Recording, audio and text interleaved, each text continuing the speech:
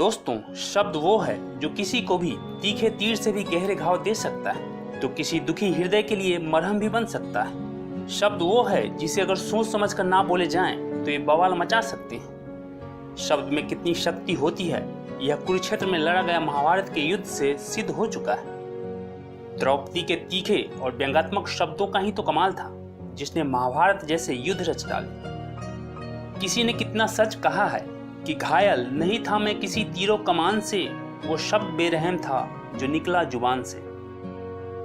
दोस्तों, एक बार की बात है जब एपीजे अब्दुल कलाम 8-9 साल के छोटे बच्चे थे। एक रात वे अपने फैमिली के साथ बैठकर भोजन कर रहे थे। तभी अचानक उनकी दृष्टि पिता की थाली पर गई। उन्होंने देखा कि उनकी माता ने जो रोटी उनकी थाली में परोसी है वो जली हुई है, लेकिन उनके पिता बिना कुछ कहे शांति से उस जली हुई रोटी को खा रहे हैं।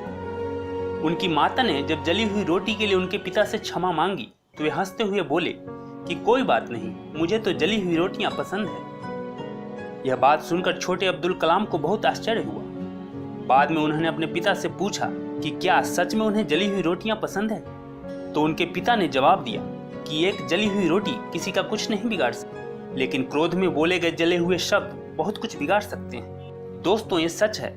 हम क्रोध में, गुस्से में कुछ ऐसे शब्द बोल देते हैं जो सामने वाले के दिल में एक कील की तरह चुभ जाते हैं। जब हम गुस्सा करते हैं तो कुछ ऐसे वर्ड बोल देते हैं जो बिल्कुल उस लकड़ी पर ठोके गए कील की तरह होते हैं, जिसे अगर निकाल भी देते हैं तो भी उसके छेद, उसके निशान, उसके घाव हमेशा बने रहते हैं। दोस्तों, मेडिकल साइंस ने इसे प्रूव कर दिया है कि जब आप गुस्सा करते हैं तब आप अपने शरीर में जहर घोल रहे होते हैं। यह न केवल आपके स्वास्थ्य के लिए नुकसानदेह है बल्कि आपके रिश्ते को, आपके रिलेशनशिप को भी तहस नहस कर देता है। दोस्तों, थॉमस अल्वा एडिसन जब प्राइमरी स्कूल में पढ़ते थे तब एक दिन उनके टीचर ने उन्हें एक लिफाफा दिया और कहा कि इसे ले जाकर अपनी माँ को दे देना। थॉमस घर पहुंचे और अपनी माँ को वो लिफाफा देते हुए कहा कि टीचर ने यह आपके लिए भेजा है। माँ ने लिफाफा खोला और उसमें जो कागज था उसे हाथ में लेकर पढ़ने लगी। पढ़ते पढ़ते उनकी आंखों से आंसू बहने लगे। थॉमस ने माँ से पूछा कि इसमें क्या लिखा है माँ, जिसे पढ़कर तुम रोने लगी? माँ ने आंसू पोंछते हुए कहा, इसमें लिखा है कि आपका बेटा बहुत होशियार है और हमारा स्कूल नीचे स्तर का है। हमारे अध्यापक भी ज्यादा शिक्षित नहीं है, इसलिए हम इसे नहीं पढ़ा सकते। इसे अब आप खुद ही शिक्षा दीजिए। दोस्तों, उस दिन के बाद से माँ खुद उसे पढ़ाने लगी और थॉमस माँ के मार्गदर्शन में पढ़ते रहे, सीखते रहे और आगे बढ़ते रहे। कई वर्षों के बाद माँ गुजर गई, मगर तब तक थॉमस एक फेमस साइंटिस्ट बन चुके थे। उन्होंने फोनोग्राफ और इलेक्ट्रिक बल्ब जैसे कई महान आविष्कार कर लिए थे। एक दिन थॉमस अल्वा एडिसन फुर्सत के क्षणों में अपनी पुरानी यादगार चीजों को देख रहे थे। तभी अचानक उनकी नजर अलमारी के कोने में रखे एक पुराने लिफाफे पे पड़ी। थॉमस उत्सुकतावश उसे खोलकर पढ़ने लगे। यह वही खत था जो बचपन में थॉमस के टीचर ने उसे दिया था। उस पत्र को पढ़कर थॉमस काफी अचंभे में पड़ गए। उस खत में लिखा था कि आपका बच्चा बौद्धिक तौर पे काफी कमजोर है, इसलिए उसे अब स्कूल ना भेजें।